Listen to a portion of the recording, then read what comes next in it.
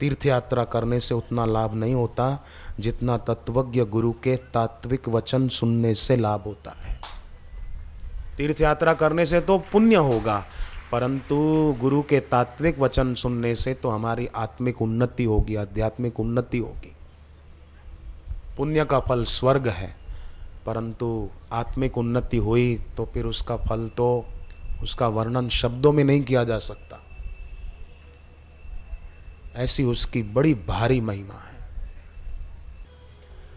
सांसारिक कार्यों में तो कभी सफलता मिलती है, कभी असफलता मिलती है, परंतु इस ईश्वर प्राप्ति के मार्ग पर जो चलते हैं, साधना करते हैं, उनको कभी असफलता नहीं मिलती, उनको तो सिद्धि ही मिलती है।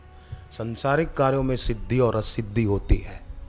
इसलिए गीता में भगवान ने दूसरे अध्याय के 48वें श्लोक में, चौथे अध्याय के 22वें श्लोक में और 18वें अध्याय में भी एक जगह कहा, तीन जगह कहा कि सांसारिक कार्यों में तो सिद्धि असिद्धि होती है, कभी सफलता कभी असफलता, पर ईश्वर प्राप्ति के मार्ग पर जो चले उसको असफलता नहीं मिल सकती। भले प्रारब्धवश उसका शरीर छूट जाए भक्त का, परंतु फिर भी उसकी दुर्गति नहीं होती। भगवान कहते हैं मैं उसको दोबारा किसी श्रेष्ठ कुल में जन्म दिलाकर उसकी अधूरी यात्रा पूरी करवा देता हूँ, उसका कल्याण कर देता हूँ। हम लोगों का सौभाग्य है कि भगवान ने हमको ऐसी प्रेरणा दी कि हम कल्याणकारी मार्ग पर चल रहे हैं। बड़ भागी ते जन जग माही, सदा सदा जो हरि गुण गाही।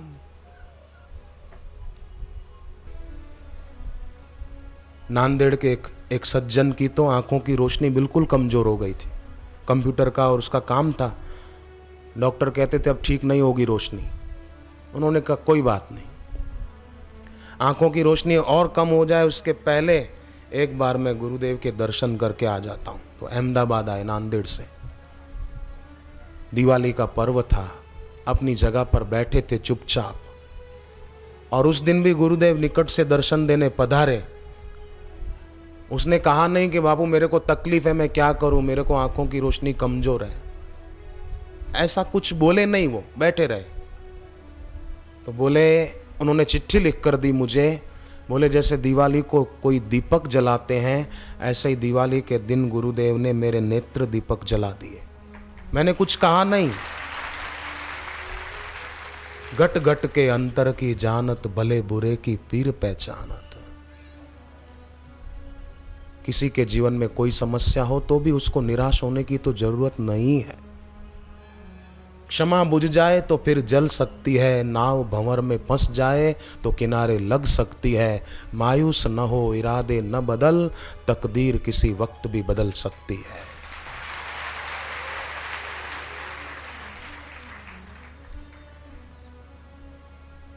गर्मी होती है तो फिर बरसात भी आती है, और बरसात होती है तो सदा बरसात नहीं होती, फिर ऋतु परिवर्तन होता रहता है। ऐसे संसार में ये परिवर्तन होता रहता है। भक्त इससे विचलित नहीं होते। भक्त सोचते हैं हरिओम तत्सत, बाकी सब गपशप।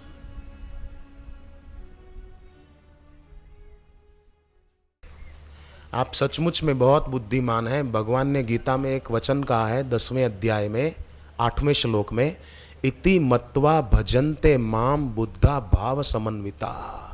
भगवान ने कहा जो बुद्धिमान होते हैं ना, वो भक्ति भाव से मुझे भजते हैं। तो ये परम बुद्धिमता का लक्षण है। पुण्य पाथे अर्जित कर रहे हैं। भगवान बुद्ध के जमाने में एक हाथी था, एक राजा के पास, उसका नाम था भद्रेक, हाथी का नाम। युद्ध भूमि में जाता, चिंगाड़ता तो शत्रुओं के कलेजे कांप जाते थे, ऐसा था वो। कई राजा उसको खरीदने के लिए मुंह मांगा पैसा देने की बात करते, पर वो राजा बेचता नहीं था। कई युद्धों में उसको जिताया था, पर समय बीतने के साथ साथ वो हाथी भी बूढ़ा हो गया। एक दिन तालाब में पानी पीने को गया, थोड़ा आगे गया तो कीचड़ में फंस गया और गहरा धंस गया। बहुत कोशिश की गई पर कोई भी कामयाब न हुआ उसको निकालने में।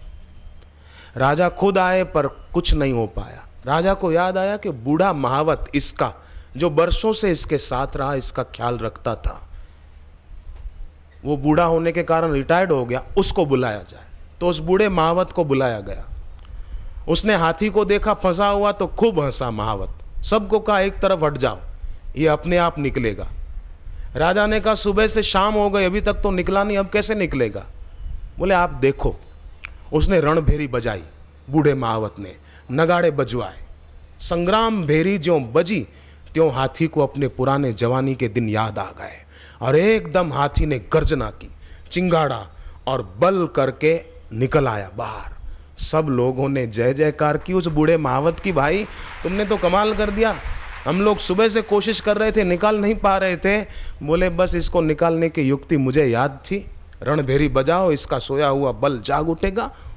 निकल आया। ये बात भगवान बुद्ध को पता चली। उन्होंने प्रवचन में अपने शिष्यों से कहा कि एक हाथी निकल आया रणभेरी सुनते ही, तुम कब निकलोगे संसार कीचड़ से, इसका मैं इंतजार कर रहा हूं। मैं कब से रणभेरी बजा रहा हूं कि तुम भी निकलो, मैं कब से बोल रहा हूं तुम्हारे लिए कि तुम भी निकलो।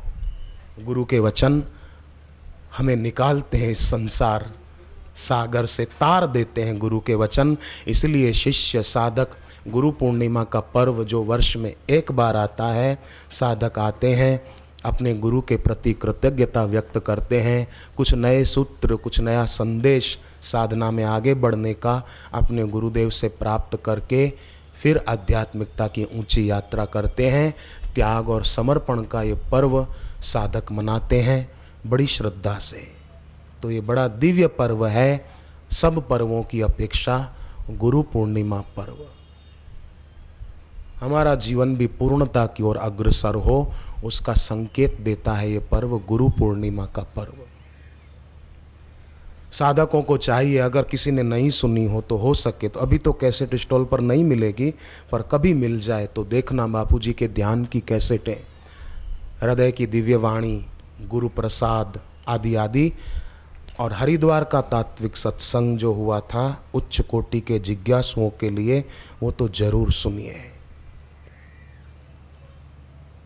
आज तो पहला सत्र है, फिर भी भक्तों की भीड़ देखकर लगता है कि हालांकि कुछ दिनों से नागपुर में बारिश का माहौल बना हुआ है, बारिश हो भी रही है, पर फिर भी नागपुर के और आसपास के श्रद्धालुओं ने बारिश की परवाह नहीं की।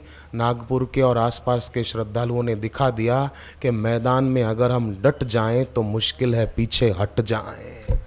आकर बैठे हैं सभी साधक भक्तगण। कुछ ही क्षणों में हमें गुरुदेव के पावन दर्शन का सौभाग्य प्राप्त होगा। अभी हम सब के मन की जो स्थिति है ना साधकों की, ऐसी अगर सदा के लिए हो तो बेड़ा पार हो जाए, जल्दी, देर न लगे। आप सब समझ गए मैं क्या कहना चाहता हूँ।